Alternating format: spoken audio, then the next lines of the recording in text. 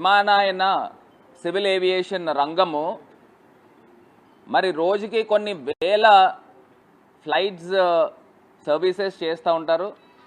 కొన్ని లక్షల మంది ప్రజలు ప్రయాణం చేస్తూ ఉంటారు.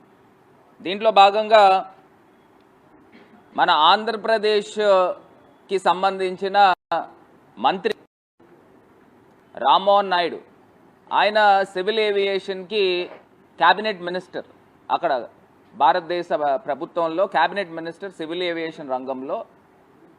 ఇవాళ నాకు ఎంత ఆశ్చర్యకరం అంటే నిజంగా మన భారతదేశము పరువు తీయడమే కాకుండా ప్రపంచ దేశాలతో దగ్గర మనం చూస్తే భారతదేశం యొక్క పరువు తీస్తూ ఉన్నాడు. అందులోనూ తెలుగోడు అయ్యి ఉండి ఇప్పుడు దాకా సివిల్ ఏవియేషన్ రంగంలో ది వర్స్ట్ మినిస్టర్ ఎవరైనా ఉన్నారు అని అంటే అది రామ్మోహన్ నాయుడు. అసలు కనీసము మినిమం జ్ఞానం లేకపోకుండా ఈయన ప్రవర్తించిన విధానం నిజంగా ఎంత ఆశ్చర్యకరం అని అంటే, ఇవాళ ఇండిగో సర్వీసెస్ భారతదేశంలో ఆల్మోస్ట్ 60% పైన భారతదేశంలో సర్వీసెస్ ఉన్న ఇండిగో, ఆ ఇండిగో వీళ్ళు ఏదో సంవత్సరంన్నర క్రితము ఎఫ్డిటిఎల్ నార్మ్స్ తీసుకుని వచ్చారు. ఆ ఎఫ్డిటిఎల్ నార్మ్స్లో క్లియర్గా ఏంటంటే 48 గంటల పాటు రెస్ట్ పీరియడ్ ఉంచాలి. గతంలో 36 గంటలు ఉండేది, అది 48 గంటలు ఉంచాలనేది మెయిన్ ప్రధానమైన అంశం. ఇవాళ ఇండిగో సర్వీసెస్ చూస్తే రోజుకి 2300 సర్వీసెస్ చేస్తూ ఉన్నారు. సుమారుగా 128 డెస్టినేషన్స్లో 2300 సర్వీసెస్లో నిన్న ఆదివారం, అంటే ఈ సంక్షోభము గత 4-5 రోజుల నుంచి, వారం రోజుల నుంచి కూడా జరుగుతూ ఉంది. నిన్న ఇంత దాన్ని కూడా బ్లాక్ ఫ్రైడే అన్నారు మొన్న ఫ్రైడే రోజున. నిన్న కూడా 650 సర్వీసెస్ని రద్దు చేయడం జరిగింది. హైదరాబాద్లో చూస్తే 115, బాంబేలో 112, ఢిల్లీలో 109, మెడ్రాస్లో 38, ఇలాగ మనం లిస్ట్ చూసుకుంటే ఇన్ని సర్వీసెస్ రద్దు చేస్తూ ఉంటాం. కనీసం అవగాహన లేదండి. ఇప్పుడు ఇది ఒక ఫేజ్డ్ మేనర్లో పీరియాడిక్ రివ్యూ చేయాలి. ఇప్పుడు మీరు ఏదో సంవత్సరంన్నర క్రితం రెగ్యులేషన్ ఇచ్చి మీరు ఇమీడియట్గా మీరు పాటించండి అని చెప్పి నోటీసులు ఇచ్చేస్తే ఎట్లా కుదురుతుందండి? ఇది ఒక ప్రైవేట్ రంగము. మీరు పీరియాడిక్ రివ్యూ ఎక్కడ చేశారు?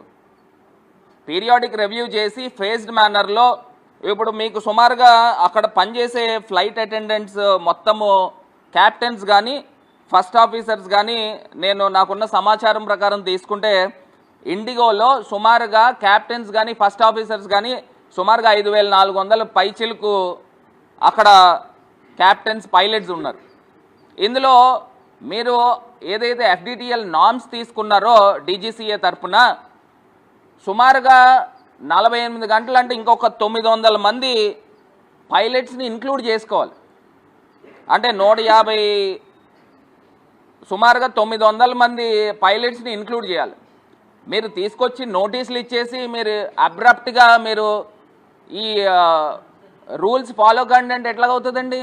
మీరు కనీసం జ్ఞానం లేదా? అదొక ఫేజ్డ్ మేనర్లో 900 మంది పైలట్స్ ఇంక్లూడ్ చేసుకోవాలని అంటే దానికి ఎన్ని రెగ్యులేషన్స్ ఉంటాయి? మీరు సంవత్సరంన్నర కాలం మీరు టైం ఇచ్చినప్పుడు ఇండిగో వాడు పెడచెవుని పెట్టేశాడు. మీరు రివ్యూలు ఏం చేస్తూ ఉన్నారు? ఇది కదా చేయాల్సింది.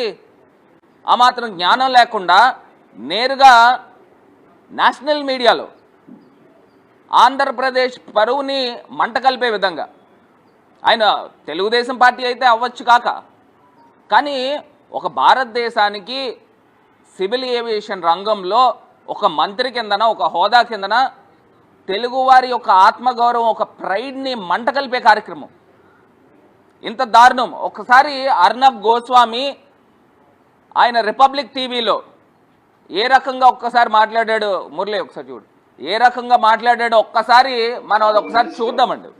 ఇప్పుడు ఇందులో క్లియర్గా ఒకటి మెన్షన్ అయితే చేశాడండి, నారా లోకేష్ అంట మానిటరింగ్ చేస్తున్నాడండి.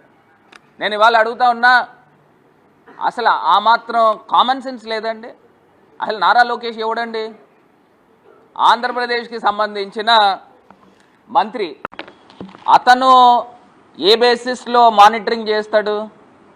ఇదేమన్నా TV5 ఆయన సాంబశివరావు కానీ లేకపోతే ABN వెంకటకృష్ణ గారిని షో అనుకుంటున్నాడా? నారా లోకేష్ మానిటర్ చేస్తున్నాడు. ఇదేమన్నా మీ Telugu Desam party private limited company అనుకుంటున్నారా ఏంటి? ఏదో మీరు నేషనల్ మీడియాలో మీకు నోటుకొచ్చింది మాట్లాడేస్తున్నారు. అంటే లోకేష్ గురించి అక్కడ పంపు కొడుతున్నారు. అంటే ప్రజలు వాచ్ చేసేది, భారతదేశం అంతా వాచ్ చేస్తుంది నేషనల్ మీడియాలో. లోకేష్ మానిటర్ చేస్తున్నాడు అని ఎట్లా చెప్తాడు? ఆయన డైరెక్ట్గా నేరుగా చెప్పాడు, చెప్పుతో కొట్టినట్టు చెప్పాడు అసలు లోకేష్కి ఏం సంబంధం అని. అంటే ఈ మాత్రం కూడా జ్ఞానం లేకుండా అక్కడ నిజంగా ఎన్ని ఇన్సిడెంట్స్ జరిగినాయి అంటే అండి, ఇప్పుడు ఇందులో ప్రధానంగా ప్రజలందరూ కూడా అబ్జర్వ్ చేయాల్సింది ఏంటంటే, ఇప్పుడు పైలట్స్ ఎవరైతే మీరు ఫ్లై చేస్తున్నారో వాళ్ళకి ఎంత ఫెటీగ్ వస్తుందండి? పైలట్స్ ఫెటీగ్ ఇప్పుడు నిజంగా అక్కడ ఎయిర్పోర్ట్స్లో అవుట్రేజ్ అవుతూ ఉంది, ప్రజలందరూ కూడా అవుట్ బర్స్ట్ అవుతూ ఉన్నారు. మరి ఫ్లైట్ని ఫ్లై చేసేవాళ్ళు వాళ్ళు కూడా మనుషులే కదా, మరి వాళ్ళకి ఎంత మెంటల్ పీస్ ఉండాలి? అసలు ఇది ప్యాసింజర్ సేఫ్టీ పాయింట్ ఆఫ్ వ్యూలో ఎంత పెద్ద బ్రీచ్ అండి ఇది. ఆ మాత్రం తెలియట్లేదా? ఇప్పుడు నిజంగా ప్రజలందరూ కూడా కొన్ని లక్షల మంది ప్రజలు కొన్ని వేల ఫ్లైట్స్లో ప్రయాణం చేస్తూ ఉంటే అక్కడ తీసుకొచ్చి గత వారం రోజుల నుంచి కూడా ప్రతి ఎయిర్పోర్ట్లోనూ ధర్నాలు చేస్తూ ఉన్నారు, గొడవలు చేస్తూ ఉన్నారు. మరి అలాంటి పరిస్థితుల్లో ప్యాసింజర్స్ సేఫ్టీని గాలికి వదిలేశారు. ఇప్పుడు ఫ్లై చేసేవాళ్ళు ఎవరు? మనుషులు. వాళ్ళు టేక్ ఆఫ్ కానీ ల్యాండింగ్ కానీ స్మూత్గా జరగాలి, ఒక మెంటల్ పీస్తో జరగాల. మరి వీళ్ళు తీసుకున్న తుగ్లక్ నిర్ణయాలు అంటే పీరియాడిక్ రివ్యూలు చేయకపోవడం వలన ఈ యొక్క డ్యామేజ్ వచ్చింది. మరి వాళ్ళకి ఎంత, పైలట్స్కి ఫెటీగ్ ఎంత వస్తుందండి? వాళ్ళకి మెంటల్ టెన్షన్ ఎంత ఉంటుంది? ఆ మాత్రం తెలియట్లేదా? ఒకవేళ జరగకూడని ప్రమాదం ఏదైనా జరిగితే ఎవరు సమాధానం చెప్తారు? ఈ రీల్స్ మంత్రి సమాధానం చెప్తాడా? ఎవరు చెప్తారండి? మొన్నే అహ్మదాబాద్లో ఘటన జరిగింది, దానికి సంబంధించి ఇప్పుడు దాకా ఏముందనేది ప్రజల ముందు పెట్టాలా? అసలు కారణం ఏం జరిగింది, అసలు ఎందుకు ఫ్లైట్ కూలిపోయింది, దానికి సంబంధించిన ఆ ఘటనకు సంబంధించిన కారణాలు ఇప్పుడు దాకా పబ్లిక్ డొమైన్లో పూర్తి స్థాయిగా పెట్టాలా? అది మరొక ముందే ఇవాళ తీసుకొని ఫ్లైట్ రెగ్యులేషన్స్ తీసుకుని వచ్చారు, బాగానే ఉంది. పీరియాడిక్ రివ్యూ ఏది నాయనా? ఇక్కడే కదా మీకు తెలిసిపోతుంది మీ సామర్థ్యత ఏంటనేది. అక్కడ ప్రపంచ దేశాల నుంచి రష్యన్ ప్రెసిడెంట్ భారతదేశంలో ఉంటుండగా మరి ఇంత దారుణమైన ఇన్సిడెంట్ భారతదేశ ఎయిర్పోర్ట్స్ అన్నీ కూడా జరుగుతూ ఉన్నాయి. అంటే భారతదేశం పరువు పోయినట్టు కాదా? ఈ యూజ్లెస్ మినిస్టర్ వలన, ఇన్కాంపిటెంట్ మినిస్టర్ వలన. కేవలము అందులోని తెలుగోడంట, సిగ్గు కూడాను. ఇన్కాంపిటెన్సీ ఇక్కడ ఏంటనేది క్లియర్గా కనబడుతూ ఉంది. ఇంకా ఇప్పటిదాకా ఇవన్నీ కూడా రెగ్యులేట్ అవ్వడానికి ఇంకొక వారం 10 రోజులు పడుతుంది. మళ్ళీ ఇంకోటి ఏంటనుకున్నారు, ఎవరైతే ఇప్పుడు ఈ ఆర్డర్ ఇచ్చిన సివిల్ ఏవియేషన్ మినిస్ట్రీ మళ్ళీ ఆర్డర్ వెనక్కి తీసుకొని ఫిబ్రవరి దాకా టైం ఇస్తూ ఉన్నారు. అంటే ఇప్పుడు ఒక రకంగా ప్రైవేట్ వాళ్ళు, ఇండిగో ఎయిర్లైన్స్ వాళ్ళు బెట్టి చాకరీ అంటారు, మన పూర్వం రోజుల్లో గొడ్డి చాకరీ అని వినేవాళ్ళం. ఆ రకంగా గొడ్డి చాకరీ చేయిస్తూ ఉన్నారు. ఎంత దారుణమైన ఇన్సిడెంట్ అంటే వాళ్ళకి రెస్టింగ్ పీరియడ్ వారం రోజుల్లో చూసుకుంటే 36 గంటల మట్టుకు ఇస్తున్నారు. ఇందులో ఇంకొక దారుణమైన అంశం ఏంటో చెప్పమంటారా? ఇందులో ఎవరైనా వాళ్ళు లీవ్ తీసుకున్నారు అనుకోండి, ఒక పర్సనల్ లీవ్ కానీ, ఆ లీవ్ కూడా 36 గంటల్లోకి మినహాయించేస్తారు. ఇప్పుడు వాళ్ళకి ఏదైనా ఒక అర్జెన్సీ వచ్చి ఒక 2 రోజుల్లో 3 రోజుల్లో లీవ్ పెట్టారు అనుకోండి, ఈవెన్ పైలట్స్ కానీ క్రూ కానీ ఎవరైనా కానీ వాళ్ళు వారం రోజుల పాటు గొడ్డు చాకరీ చేసేయాలి. వాళ్ళకి 36 అవర్స్ వర్తించదు. ఇది అందరూ కూడా గుర్తుపెట్టుకోవాల్సిన అంశం.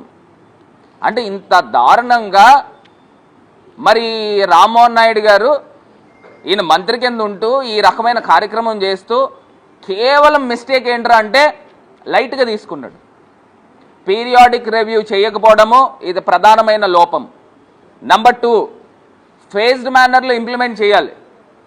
మీరు ఇంప్లిమెంట్ చేసేదేదో ఫేజ్డ్ మేనర్లో ఇది కంప్లీట్ అయిన తర్వాత నెక్స్ట్ ఫేజ్ తర్వాత నెక్స్ట్ ఫేజ్. మీరు సంవత్సరంన్నర టైం ఇచ్చారండి ఈ FDTL నార్మ్స్ని ఫాలో కావాలి అని చెప్పి. మరి దీనికి సంబంధించి పైలట్స్ ఉండాలి కదా. మరి పైలట్స్ని ఎంతమందిని హైర్ చేసుకున్నారు? ఆ పైలట్స్ ఈ పలానా 3 monthsకి 150-200 మంది పైలట్స్ని హైర్ చేసుకున్నాము. పోనీ ఇండియాలో లేరు ఆ కాంపిటెన్సీ ఉన్నవాళ్ళు, మేము వేరే దేశాల నుంచి తెచ్చుకున్నాము. ఇవన్నీ కూడా పీరియాడిక్ రివ్యూ చేయాలి కదా. ఎందుకు చేయలేదు? అంటే మీరు అంత లైట్గా తీసుకున్నారా? అంటే భారతదేశంలో ప్రజల ప్రాణాలని ఇంత లైట్గా తీసుకున్నారా? ఈ రకమైన అవుట్బస్ట్ అవుతుందని ఆ మాత్రం జ్ఞానం లేకుండా ఉన్నారా? నిజంగా కొన్ని ఇన్సిడెంట్స్ మనం చూస్తూ ఉంటే అండి ఎంత బాధాకరం అని అంటే, నార్త్ ఈస్ట్లో షిల్లాంగ్లో నిన్న నేషనల్ మీడియాలో ఒకటి ఇన్సిడెంట్ జరిగింది. ఆమె భర్త చనిపోయాడు. ఆమె భర్త చనిపోతే ఆ కఫిన్ తీసుకుని సౌత్ ఇండియాలో ఎక్కడో వాళ్ళ హోమ్ ప్లేస్ అటండి, అక్కడ తీసుకుని వచ్చి సమాధి చేయాలి. ఆ కఫిన్ తీసుకుని ఎయిర్పోర్ట్లో తీసుకుని వచ్చి ఫ్లైట్లో పెట్టారు. ఫ్లైట్ టేక్ ఆఫ్ అవ్వదు, ఫ్లైట్ క్యాన్సిల్ అయింది. అప్పటికి చనిపోయి 48 గంటలు అయిందంట. నిజంగా ఎంత హృదయ విదారకం అంటే. Please subscribe dot news.